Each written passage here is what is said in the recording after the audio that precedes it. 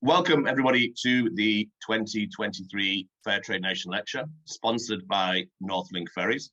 We're very grateful for the support of Northlink Ferries for this lecture and also for their support for fair trade activities over the years. We're delighted to welcome this evening as our guest lecturer, Professor Azizul. Professor Islam is Chair of Accountancy and Professor in Sustainability, Accounting and Transparency at the University of Aberdeen Business School. He is a widely recognized internationally as a leading sustainability accounting researcher. He investigates some of the specific sustainability, accounting and transparency issues, including corporate human rights measures, climate change accounting, social audit, and corporate anti-bribery measures. He has recently worked with Transform Trade on two projects looking at the textiles and global fashion industry, which he will talk about in his lecture this evening. After his lecture, we'll hear briefly from Hilary Marsh from Transform Trade about the campaign. This week marks 10 years since the Rana Plaza disaster. A decade on, and there are still huge inequalities and injustices in the global fashion industry. I now invite Professor Islam to deliver his lecture, the 2023 Fair Trade Nation Lecture. Thank you.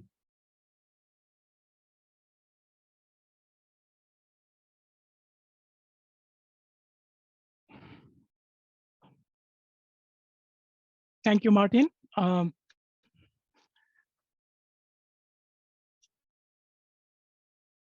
Good evening, everyone. Good afternoon or good morning, depending on which time zone you are in at the moment.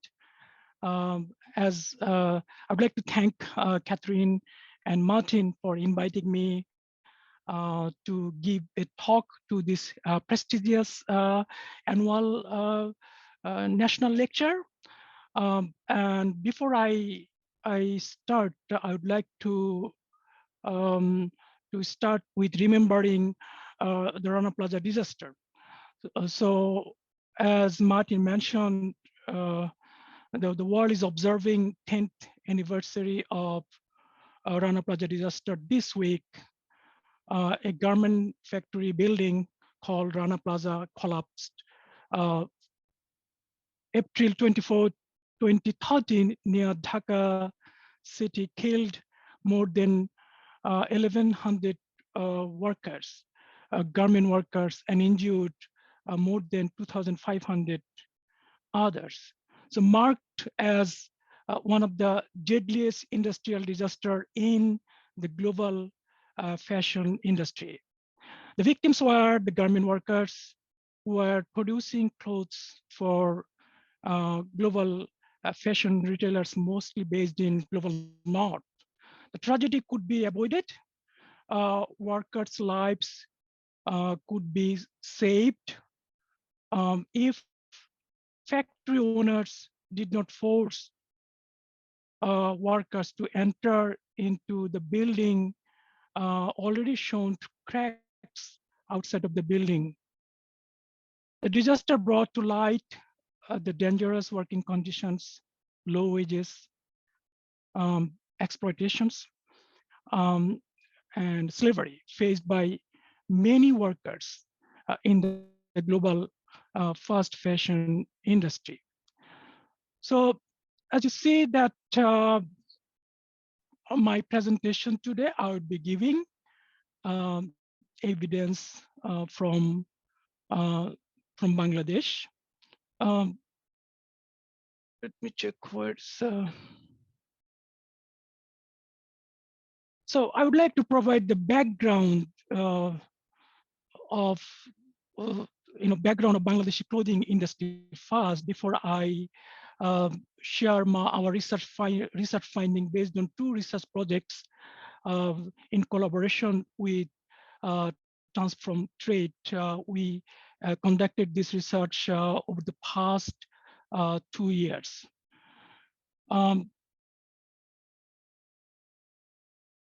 So the Bangladeshi clothing industry, as you may have known already, that the industry is the largest manufacturing sector and accounts for substantial a portion of country's total exports. The industry directly employs more than 4 million workers. And then also 12 million workers are indirectly dependent on this industry. The industry consists of more than 5,000 government factories. The industry is a major source of employment in Bangladesh. The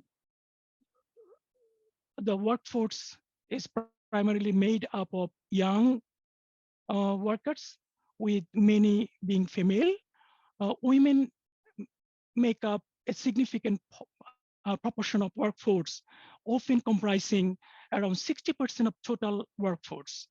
The majority of workers are from rural areas with their education background, being, I would say, illiterate. And the industry's export value, perhaps 1 year ago, it was around more than 30 billion US dollar. So which is crucial, which is actually industry is a crucial contributor to Bangladesh economy, accounting for more than 80% of country's export earnings and about, I think, 20% of gross domestic product.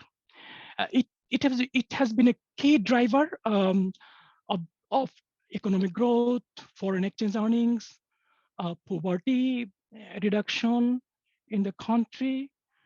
The industry exports garments to various countries in the world, with major markets being United States, European Union countries, Australia, Canada, China, Japan, and many other countries.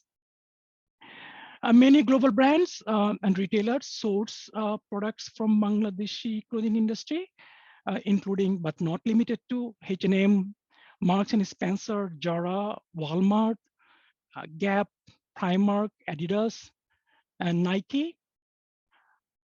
Industry has faced several issues related to worker exploitation and poor working conditions, including low wages, low working hours, lack of job security, unsafe working environments. You will also notice that the workers, especially women, face challenges such as harassment, discrimination, and limited access to social protection.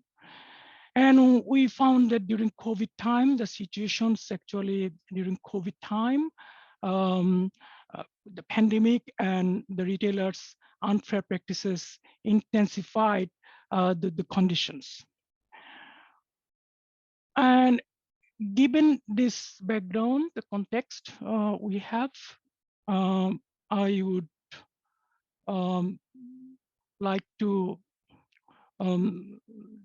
tell you my motivation over the years, my motivation for this research. So as you see that since the birth of globalization in 1970s, social and environmental and human rights problems have been persistent issue within the global fashion and clothing industry.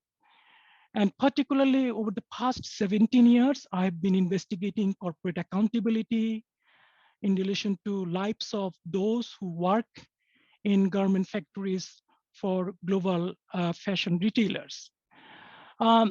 So as you see, there are like many other researchers in this area have been also motivated by this kind of phenomena over a long period of time. But I have also my personal motivation. In 1980s, 1990s, I grew up in Dhaka city, the capital city of Bangladesh.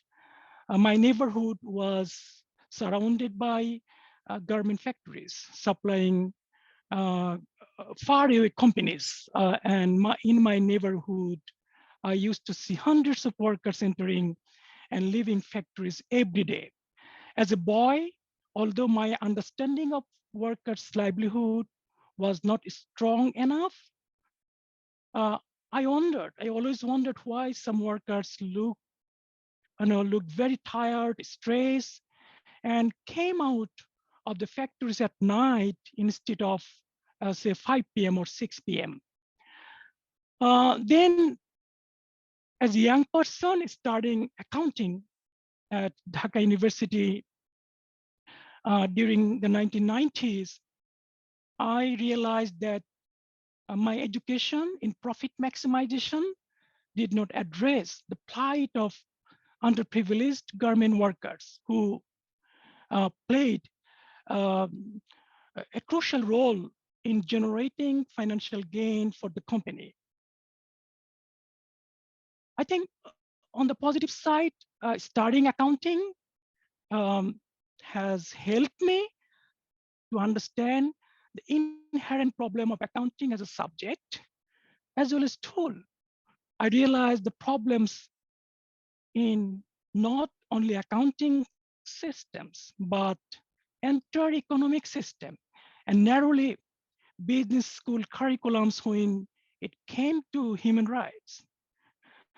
I still believe accounting could be a powerful tool to talk about workers' rights. But the way accounting practices happening around the world is not addressing human rights issues, in particular labor rights issues. These realizations inspired me to be a researcher who has been pursuing research and that challenge not only mainstream research in business, but also mainstream business education, only concerned for profit and not for people and the planet. So based on this motivation over the past 17 years, I've been doing in this research more recently during COVID time. Over the past 2 years, I was able to find a good collaborator and the impactful collaborator with one of my colleagues from sociology department, sociologist, Professor Pamela Abud at University of Aberdeen, and then tradecraft exchange during the time when we talk to tradecraft, not transform trade. So transform trade changed its name more recently. So what happened? So we conducted 2 studies. One was survey, and one was based on interviews, more like qualitative research, to understand how retailers' practices during COVID time impacted suppliers and workers. So I would like to talk and share results from our survey, which was conducted later than the qualitative research we conducted. So a survey of 1,000 suppliers was carried out in December 2021 to understand the retailers, suppliers' experiences during the period March 2020 and December 2021. That means early phase of COVID time, COVID-19 pandemic, and the later time, which is December 2021. So our sample, I don't know actually exactly. I just estimate that that our sample represented 25% of all suppliers in Bangladesh supplying goods to brands based in the global north. I think this is perhaps only based on all the factories, formally listed um, in their industry bodies like BGMEA and BKMEA in Bangladesh. So we are grateful to Scottish Funding Council under its Global Challenge Research Fund, which University of Aberdeen actually maintain. And then this fund was crucial to conduct this survey. Then we ran another study. It was a qualitative study. We interviewed around 37 key informants, including NGOs, trade union bodies, United Nations, and ILO representative. We interviewed, which was crucial for us, interviewed 87 workers for factories selling products to brands based in the global north. The interview period was November 2020 and July 2021. And this study, actually, we interviewed most of the workers were women. We talked to, try to understand how, in particular, COVID-19 and and subsequent retailers' practices impacted on women workers mostly. So I would like to share data on survey, on our survey results. So starting with how fashion retailers' unfair practices impacted on suppliers. As you see on the slide, that we are our survey based on 1,000 retail, 1,000 factories, and it is one of the biggest survey our team have ever conducted. According to this survey, almost 51% factories reported experiencing at least one of the 4 unfair practices by retailers. So we actually looked at 4 unfair practices, including order cancellation, price reduction, refusal to pay pay for goods dispatched or in production, and most importantly, delayed payment of invoices. So in general, altogether, we found that 50% of factories are subject to unfair practices, almost 500 factories. Then in terms of order cancellation, we found during March or April 2020, during the lockdown period in Bangladesh, COVID lockdown, 30% factories reported that their orders were canceled by retailers, a range of retailers, the big retailers based in UK, European countries, and USA. So also we found that 11% factories reported that the retailers refused to pay for goods in production or dispatched during March or April 2020. We found 25% factories reported that their payments were delayed for goods already delivered in March 2020 by more than 3 months. Interestingly, I was interviewed, I think, a few days ago, a Dutch journalist, so who actually shared this information with me. Like some brands have a payment period of 120 days. That means they sell the clothes before they pay factories. So the shop is full of unpaid clothes. Imagine you go to shop and buy clothes. You want to buy clothes, and that shop is full of unpaid clothes. So if sales numbers are disappointing, like sales are declining at the shop floor, then brands are putting pressure on suppliers to pay less. So you can see that how it may impact on suppliers, which in turn impact on workers.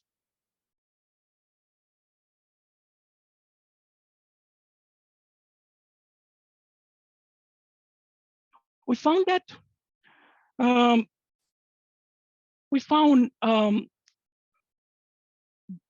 at the beginning of March and April 2020, we found the suppliers reported accordingly that at least 25% of workers lost their jobs. So we know that in the media, there was a huge media attention regarding cancellation of orders, and millions of workers lost jobs, early March and April 2020.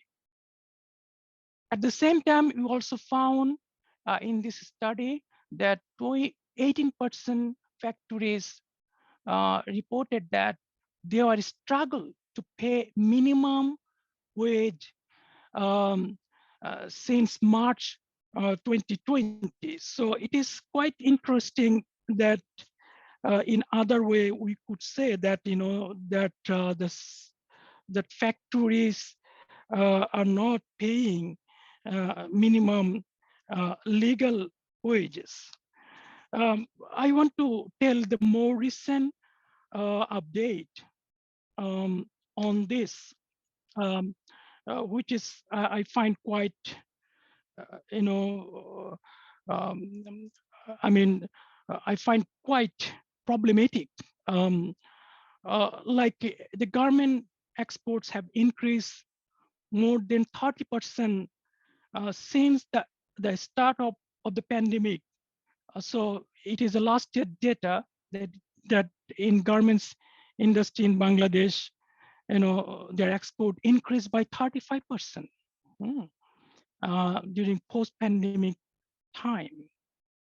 But minimum wage, remember, minimum wage in garment sector is still 8,000 Bangladeshi taka, which is 65 pounds at the moment, 65 pounds per month.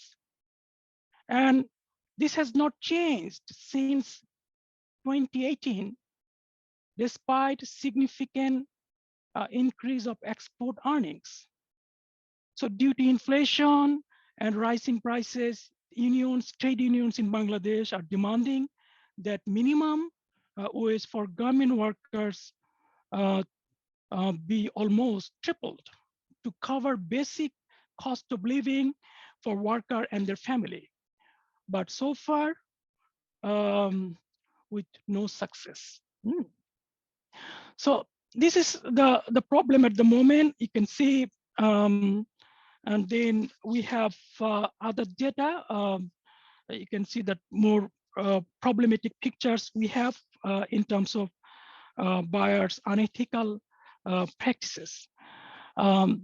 You can see that one data here, that the reduction of demand reduced significantly during COVID time. It is between March 2020 and December 2021. So more than 50 factory surveyed reported that difficulty in accessing raw materials. And 69% manufacturers said the cost of raw materials had increased by December 2021 compared to March 2020. So suppliers mentioned major global brands as having highest proportion of unfair practices.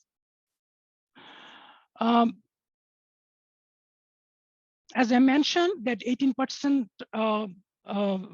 suppliers, that the 18% supply reported that the purchasing the factories are struggling to pay minimum wages. So this has impact on workers' conditions. So we conducted qualitative research. Now I'm showing the qualitative research findings on how unfair practices impacted on workers. So there are direct impacts and there are indirect impacts. So unfair practices during COVID time led to job losses, low wages. So suppliers don't pay even minimum wages. Unpaid overtime and not paid for work done. Then this also led to forced labor and exploitation. We found that those who are remaining in the factories during COVID time, they're forced to do unpaid overtime, they're forced to meet unrealistic production target, and there was increased level of verbal and sexual abuses.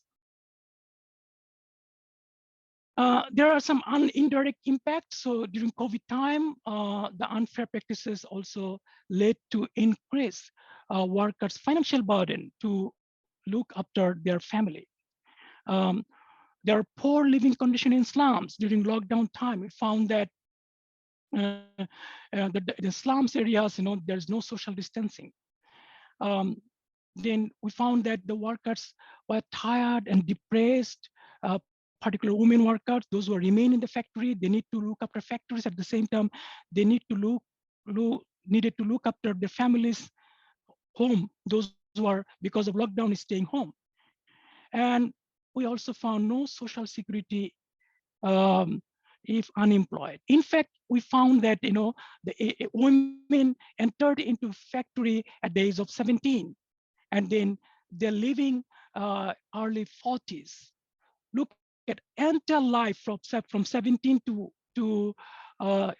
42, for example, 42, moving from one factories to another factories and gave their entire life to the industry. And then after 42, they're missing. We don't know actually what they're doing. There is no social security.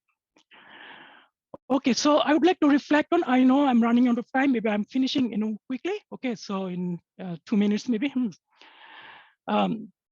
So I want to reflect, so keeping our findings in mind, and then the evolution of regulations in the global north. You see that interestingly, there are many regulations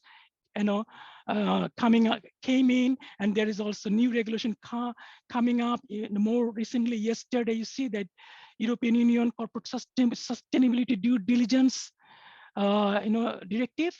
So it was the European Parliament voted in favor of this regulation, and the final plenary vote would be in June 1, 2023. I think this kind of regulations also, we see that earlier regulation, German Act on corporate due diligence and obligation in supply chain, then previous act, our in the UK, the UK Modern Slavery Act 2015. So this raises various academic questions, I would say also, as well as policy, implication. So whether and how these acts impact on corporate disclosure, transparency, and accountability. So we need to do more research, how transparency and disclosure-based regulations. These are all transparency and disclosure-based regulations, I would say, and create change on the ground. So our findings from Bangladesh suggested there is no change. So even we know that the UK Modern Slavery Act is already in place, but it failed to address to improve the conditions of workers in the global supply chain. Okay, so I would not, this is our references. My presentation are mainly based on two of my research papers. So in collaboration with, as I said, in collaboration with Transform Trade. And then I have some previous research with other colleague in New Zealand, looking at critical reflection of UK Modern Slavery Act. And more recently, last week actually, I had one conversation article, in commemorating 10th anniversary of Rana Plaza. Thank you so much. Thank you so much for listening to me. Thank you very much. Thank you very much indeed for your lecture this evening. That was very illuminating. And just to let everyone know that we do have those references, which will come out in an email to you afterwards. So now I'm going to hand over to Hilary Marsh, who is Garment Policy Advisor at Transform Trade. So over to you, Hilary.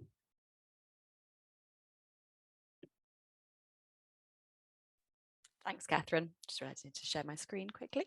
Hi, everyone, and thank you so much, firstly, to Catherine and Martin for asking us along this evening. It's fantastic to be a part of this lecture. And again, thank you to Aziz for his brilliant sharing a powerful presentation of the research that that they completed demonstrating the situation in Bangladesh. I'll start briefly by introducing Transform Trade, as we used to be called Tradecraft Exchange, I think, as we touched upon a little earlier. We changed our name last year, so many of you might recognise Tradecraft Exchange a little more. As an organisation, we're focused on ensuring that trade works for everyone, so that everyone benefits. Known as people-centred trade, we want to ensure that trade does not harm people and workers. We also work so that those who with lived experience are the ones in the driving seat, driving our focus and the change that we want to see. So we in the UK office and in my role in policy work, I work on the issues that at UK level will help make those changes. And our three focuses of work are tea, agriculture, and my area of expertise, which is garments and fashion, which is obviously what we're focusing on this evening. So yeah, I just wanted to touch on how, and Martin and both Aziz mentioned, this week has been especially poignant for the focus of our work due to the anniversary of the Rana Plaza collapse in Bangladesh in 2013, and how we're now at a 10-year anniversary of that tragedy, yet we're still finding ourselves in the position, as Aziz has depicted, that suppliers are still treated unfairly by brands and retailers, including those brands and retailers operating in the UK. We saw these activities and pressures exacerbated and highlighted during the pandemic, with the impact in the end coming down to the worker. It's the problem being that brands push their risks down the supply chain, and as we saw, and as you've already had detailed this evening, there were cancellations, discounts, requests for future discounts, delaying of payments, retrospective rebates, and conditional payments. But I also want to just highlight this evening, it's as our focus area of work for this piece has been on Bangladesh, and a lot of the issues are from brands, from the largest brands focused on Bangladesh. We've also seen research published in the past few weeks highlighting that this isn't just a Bangladesh problem. We have these pressures being put down on suppliers in Eastern Europe, in Italy, Cambodia, and even in Leicester in the UK, among others. And yes, as we've depicted, it's the impact on the workers is what it comes down to. Wages are owed that aren't paid for. I was at an event yesterday hearing about the workers who survived the Rana Plaza disaster, still have not been given enough compensation and are not able to work, and have found themselves in positions that are that they shouldn't be, when brands really should have paid up. So what needs to happen? If I just skipped it, yeah, what's needed? We need legislation now to ensure that the industry does not continue to act in a way that leaves suppliers desperate and forced to take disproportionate risks and to cut corners. We need regulation to stop abusive purchasing practices in order to create the space for better working conditions and pay for workers. Brands are acting unlawfully and unethically, and as we have seen, voluntary initiatives are ineffective. The groceries code adjudicator was introduced and has successfully reduced abusive purchasing practices by food supermarkets. So they were suppliers were surveyed in 2013, I think it was, and 79%, and 79% of purchasing practices of abusive purchasing practice were seen, this was reduced to 29% in 2021, with those businesses still continuing to be able to operate successfully. So you can see there that the retailers who fall under scope in the groceries adjudicator have got far longer payment terms for their clothing suppliers compared to their food suppliers. So that adjudicator has really made an impact and is what we're looking at in proposing that is introduced. So yeah, that's why we are proposing the introduction of a fashion watchdog, replicating in many ways the groceries adjudicator, and it would regulate and oversee complaints of unfair trading practices, those that Aziz has depicted this evening, of cancellations, of requesting, of paying later than expected, paying less than expected and agreed, and what this adjudicator would be able to do is that it would be able to it could receive complaints from anywhere in the world across the supply chain, irrespective of location. So these complaints would be kept confidential, which is key to suppliers being able to report to such a body without fear that brands would potentially withdraw orders in future business. It would be able to initiate its own investigations, it would be able to reverse unfair decisions, and it would apply dissuasive penalties when brands and retailers don't adhere to the code that it would enforce. And it would be able to, so this would create the environment that suppliers can plan and invest and have certainty over their orders and their business, and in doing so, create the environment for fair working environment and pay for workers. So yeah, I just wanted to quickly touch upon our campaign. So as we've touched upon already, we're currently campaigning for the UK government to bring in this fashion watchdog. We've heard, and I've been speaking with brands and suppliers who want this change, the public we've spoken to, and hopefully many of you want to know that the supply chains of the clothing you're buying and wearing are free from unfair practice. And so what can you do to help us, and how can we make this happen? So firstly, please join us by writing to your MP, asking for them to pledge their support for a fashion watchdog. We've got MPs from across the board, and we have them on our pledge page on our website that you would be able to add them to. So if you reach out to your MP and they are supportive, we pop them on here, and so that we can build support and build a coalition of support for the fashion watchdog. We've already got, actually, I don't think many displayed there, but a great number of Scottish MPs already. So it would be fantastic if we could have them all in support. If you could be part of bringing, if we got all Scottish MPs in support, that'd be a great sign. We also have quickly before I get onto that, we also have a petition to the minister who's focused on this issue, which is the Department for Business and Trade, which can also be signed, which we'll share a link to in the follow-up letter. And also, as you just saw there, that as part of our campaign for writing to your MPs, the campaigns team have also started this 1,000 Dogs campaign, which can be done in conjunction with your letter. So we'd love you to join us in this craft project that could change an entire sector. So with your help, we want to get to 1,000+ handcrafted dogs on the desks of MPs all across the country.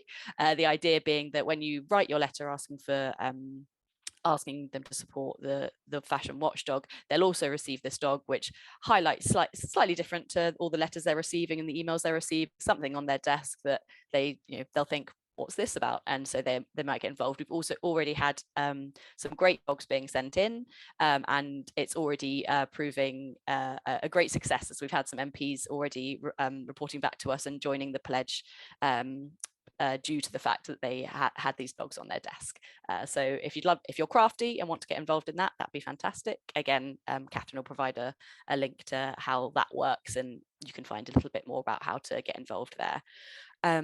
But I also just wanted to highlight before I wrap up before we go to questions, that we are currently in the coalition and building and learning stage of this proposal. So if anyone on the call there's a strong heritage and heritage of fabric and garment making in Scotland, if you're linked to the garment trade in Scotland in any way, or any ethical brands, we'd really like to link up with you. Please feel free to reach out to me, either through the email that you're seeing there or mine personally, which is just Hilary.Marsh. We'll add that in as well. We'd love to link up and see how we can make this happen together, as we'd love to hear people who work in the sector or are linked to the garment trade in some way, hear your experience and perspectives, as we're sort of building a coalition to make this happen, because yeah, as we've all said this evening, ultimately, we need to avoid the disaster of Rana Plaza, and in order to do so, with that change needs to come from the brands, from the top of how they're dealing with and work with their suppliers. So yeah, thank you all for listening, and it was fantastic to be here and to hear the lecture this evening. Thank you very much, Hilary. That's excellent. And just as Hilary said, her links, and I'll add her email into the follow-up email that will come out to you after the lecture. So sorry, we don't have any questions in the Q&A currently. So if anyone would like to ask a question, if you could do so just now, that would be great. So I'll just give a few seconds or a minute or so to see if anyone has a question. And if not, we're going to hand over to Martin to close off for this evening.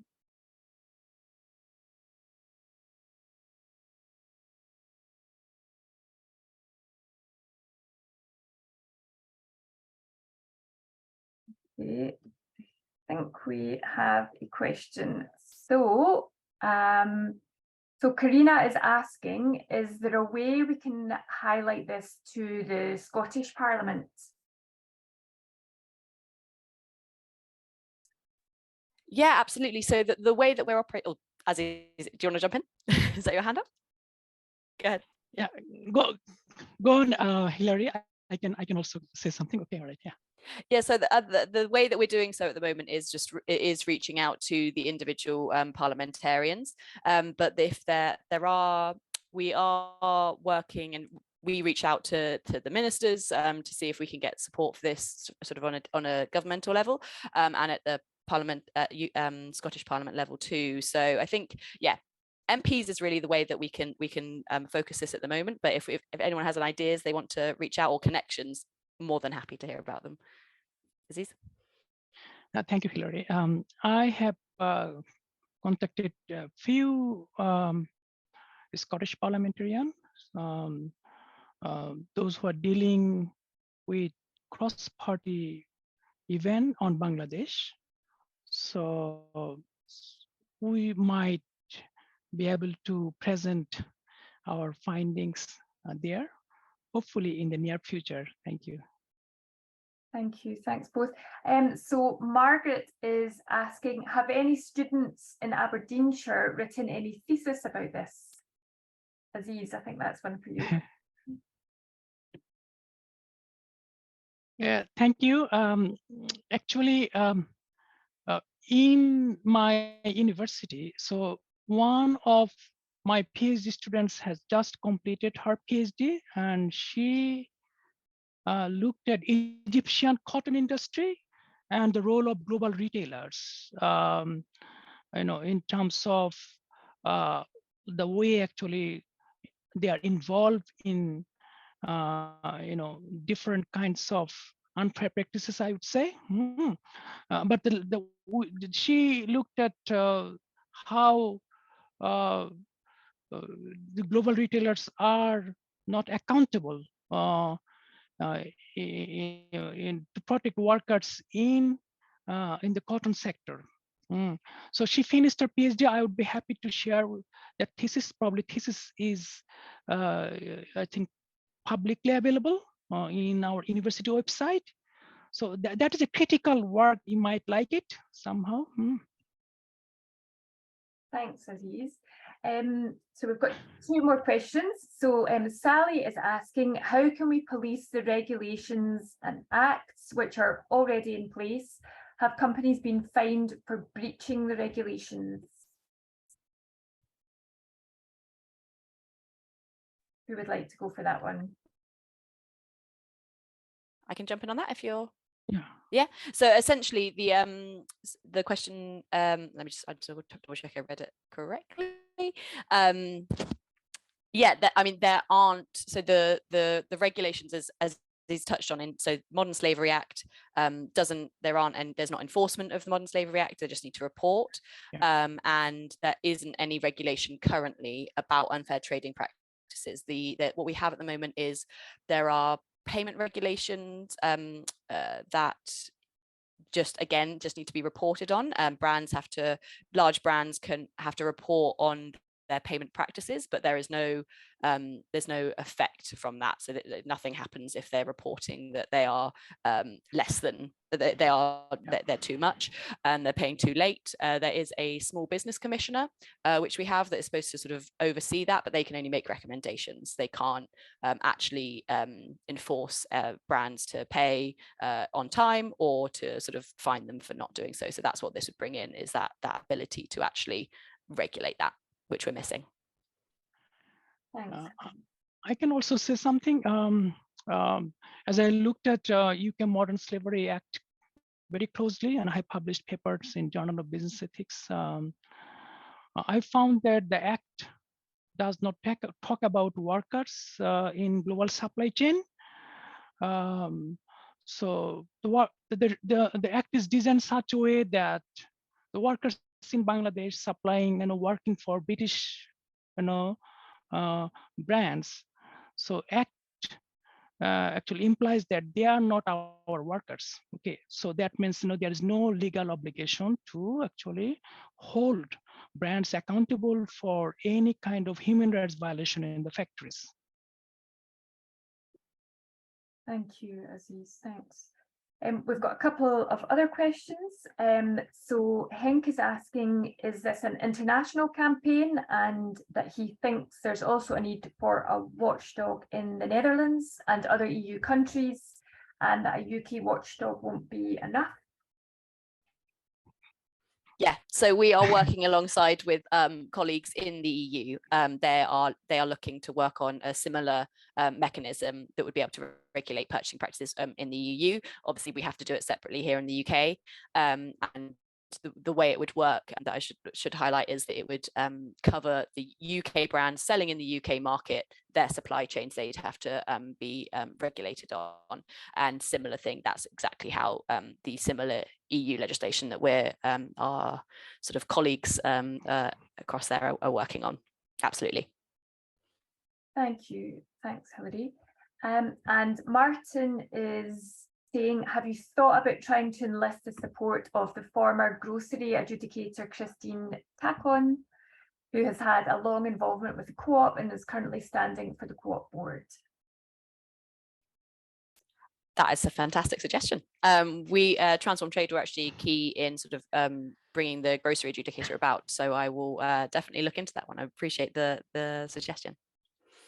Yeah, thanks to Martin for that. And I think that comes to the end of, oh, no, just one final question. I think we've got time to answer this last question, and then I'll hand over to Martin for closing. So Anne is saying, our local secondary school held a successful fair trade fashion show last month. The pupils were shocked to hear about the conditions that Bangladeshi workers work under. And how can we get young people to be made aware of the unfair practices that have been highlighted tonight?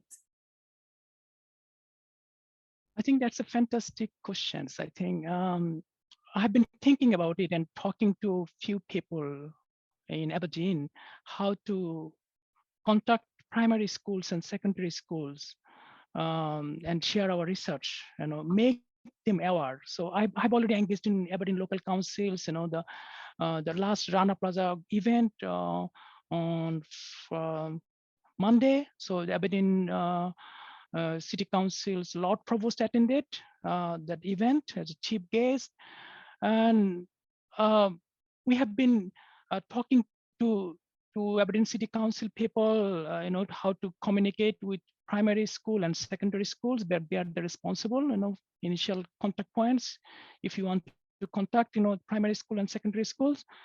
And we wanted to do some kind of research, and university needs we need ethics approval from university to conduct research, and then particularly those who are underaged and minor, or if you want to talk to them and want to know their views are, then actually university ethics protocol is very strict in terms of so what we are communicating with them, but it's taking time. So hopefully we would be able to contact primary school representatives and high school representatives so that we can share our research with them. Thank you. Thank you, Aziz. And yeah, we can perhaps have a conversation about that going forward. Yeah. Okay, so we've just got two final pieces. So there's a comment here from David, who is saying, do we need stronger words to describe Rana Plaza? So building collapse, disaster and tragic events do not capture the scale of the systematic and ongoing issues. Absolutely, I don't know if anyone would like to comment, but yeah, absolutely. And we'll move on to Sally, who said, not a question, but would it be worth getting in touch with Aberdeen for a Fairer World? And that's David above, David Innes, who have good contacts with schools and do professional learning for teachers around such issues. So yeah, absolutely, Sally. Maybe we can all have a conversation in the next weeks, bring everyone together to talk about these things. I have in contact with Aberdeen for Fairer World, so we are trying to do something together. Thank you. That's brilliant news. That's great. Thank you for all of those great questions, and thanks to Hilary, you want to say something for answering. Hilary, you've got your hand up. Yes, yeah, so just want to jump in. I've just been when I wasn't at first reading the questions, and I misheard your first question about Scottish Parliament, and I just wanted to raise the person who asked that question. That thank you for that suggestion. And actually I will look into how we can combine that into what we're doing, because obviously we've started off with the focus being on MPs and the UK Parliament, but absolutely I will consider that and actually look into how we can galvanise that, because we've got such great support in Scotland that it really makes sense. So thank you for that. Sorry, I misheard that first time. Thanks a lot, Hilary. We've just got one very final question, and I'm just going to allow Maureen to ask the question, and then we are going to hand over to Martin to close. So Maureen, would you like to ask your question?